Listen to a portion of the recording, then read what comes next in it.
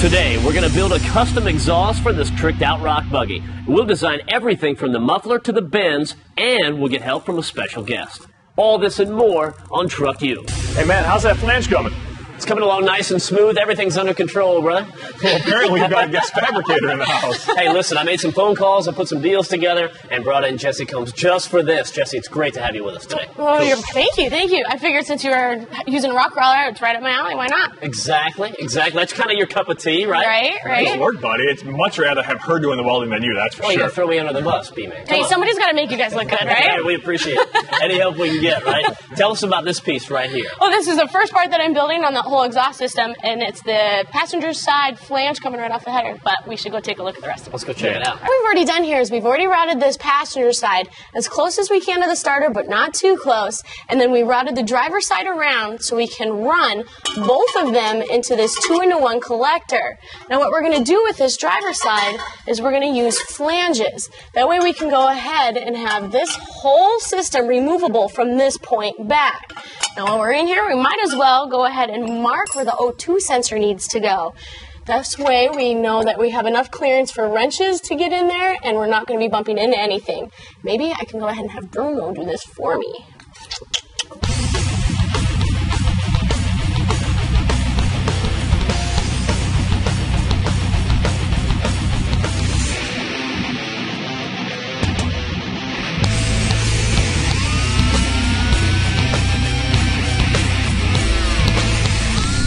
Hey, welcome back to Truck U. Today we're working on that custom exhaust for the rock buggy right there. And Jessi, I think you got everything under control, don't you? Yes, so we got the bung welded on the passenger side and then we got the flange welded on the driver's side. Cool. Are you ready for this? We are. All right, 2-in-1 collector right here. There's a lot of advantages to this 2-in-1 collector from Meg's because it's not a swedge collector.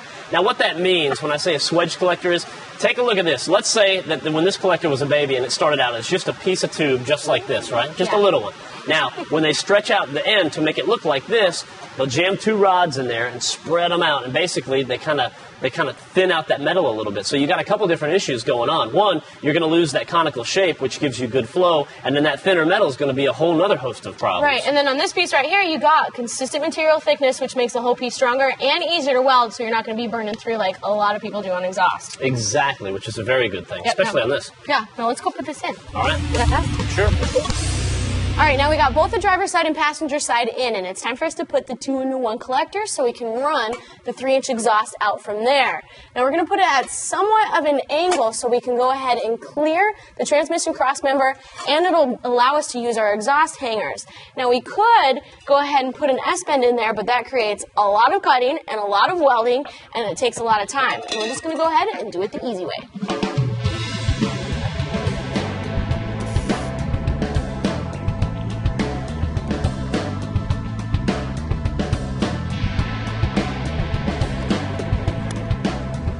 All right, now it's all tacked together. Let's see if this removability works. Now, this is one of the reasons why we wanted to make it removable, so we could go ahead and pull it all out, weld it on the table, so we have nice, good, clean welds all the way around. Well, here it is, proof that it came out. It is removable, and believe it or not, it actually came out very easy. Now, for those of you guys that all you have at home is a MIG welder, don't think that all you have to do is TIG weld. You can actually MIG weld from the front all the way to the rear, which is exactly what I'm going to do in this section right here. Now, on this part right here, I got super lucky, or I guess you could call it skill, because I didn't have to cut any of this off. This measurement was perfect. And then right here, I'm going to go ahead and flange it to the muffler, so the muffler is just as removable as the rest of it. Now, when I'm done with all of this, I'm going to go ahead and take a break, right along with you guys.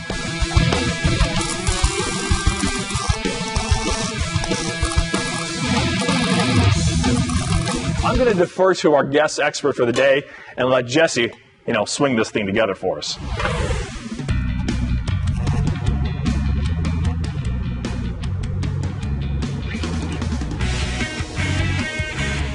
Now, when you're welding a lot, especially on the thinner metals, make sure you jump around. That way you don't create heat distortion, causing warpage. When you're putting in the centerpiece, it's a good idea to make sure that the measurements are equal all the way around, because if it's in there crooked and you put in your tubes, those tubes are not going to meet up with the end caps.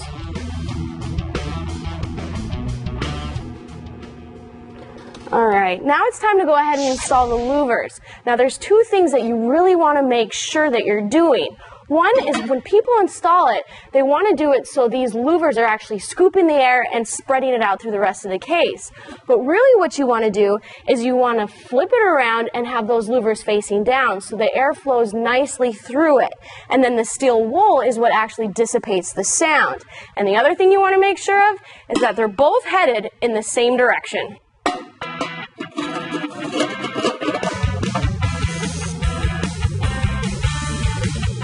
Cone did a really good job in engineering these mufflers because these end caps sit ever so perfectly on the edge of this muffler case, giving us just enough room for perfect penetration on both pieces, creating a super strong weld.